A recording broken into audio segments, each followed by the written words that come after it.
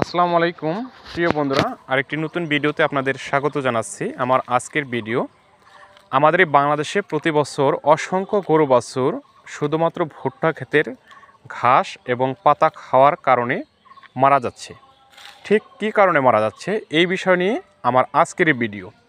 চলে যাব বিস্তারিত আলোচনায়। তার আগে আপনাদের কাছে ছোট্ট একটি রিকোয়েস্ট, আমার চ্যানেলে নতুন হয়ে থাকলে চ্যানেলটি সাবস্ক্রাইব করে দিন এবং সবার আগে নতুন নতুন ভিডিও পেতে পাশে থাকা বেল আইকনটি বাজিয়ে দিন। বন্ধুরা, যে কথা বলতেছিলাম, প্রতি বছর অসংখ্য গরু বাছুর ভুট্টা ক্ষেতের ঘাস এবং পাতা খাওয়ার কারণে মারা যাচ্ছে।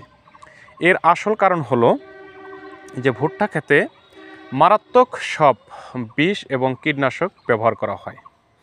এই জন্য একদম ভুট্টা রোপণ থেকে শুরু করে ভুট্টা ওঠানোর আগ পর্যন্ত কিন্তু এই ভুট্টার জমিতে বা ভুট্টার গাছে মারাত্মক সব বিষ দিয়ে স্প্রে করা হয়।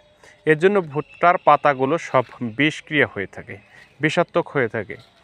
এই সময় যদি ভুট্টার পাতা উঠিয়ে গরুকে খাওয়ানো হয়, গরু বিষক্রিয়া হয়ে মারা যায়।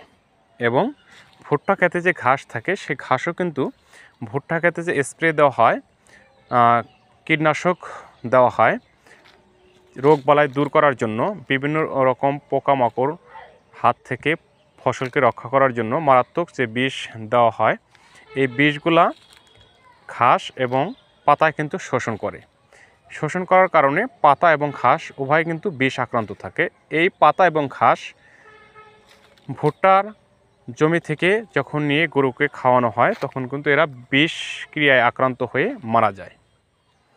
এজন্য আমাদের উচিত ভুট্টা ক্ষেতের ঘাস এবং ভুট্টার পাতা এগুলো খাওয়ানো থেকে আমাদের পশুগুলোকে বিরত রাখা।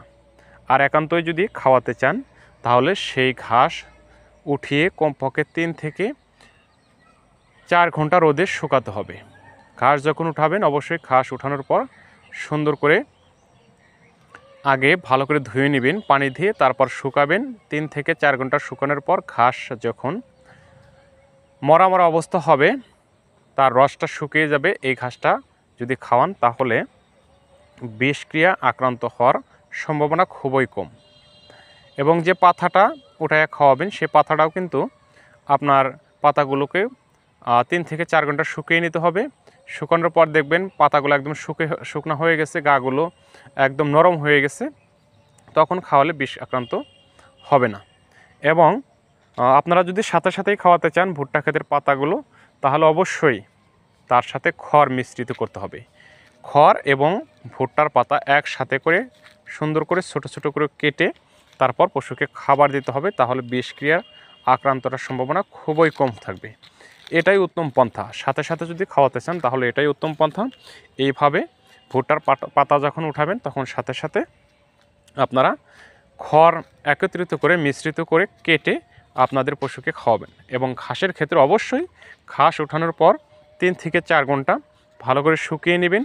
শুকানোর পর সেই ঘাসগুলো আপনারা পশুকে খাওয়াবেন। বন্ধুরা, আজকের এই ভিডিওটা অন্তত একটি জরুরি ভিডিও এবং সতর্কমূলক ভিডিও, তাই আপনাদেরকে একটু শেয়ার করলাম। যেহেতু ভুট্টার সিজন, এ সময় বাংলাদেশের কৃষিপ্রধান দেশ, কৃষকরা ভুট্টা আবাদ করে এবং সেই সাথে ছোট বড় গরুর খামার প্রতিটা বাড়িতেই দেখা যায়। এর জন্য প্রতিটা খামারের জন্য আজকের এই ভিডিওটা আমি উপহার দিলাম। আপনারা সবাই ভালো থাকবেন। আপনার খামারের সুস্থতার জন্য নিয়মিত কীটনাশক ওষুধ খাওয়াবেন, টিকা বীজ ব্যবহার করবেন। অসুস্থ হলে সুস্থ পশু থেকে আলাদা রেখে অবশ্যই যথাযথভাবে চিকিৎসা প্রদান করবেন। আর এই ভিডিওটা অবশ্যই শেয়ার করে, বেশি বেশি শেয়ার করে আপনার বন্ধুদের দেখার সুযোগ করে দেবেন। আমার চ্যানেলে নতুন হয়ে থাকলে চ্যানেলটি সাবস্ক্রাইব করে দেবেন। ভালো থাকবেন। আল্লাহ হাফেজ।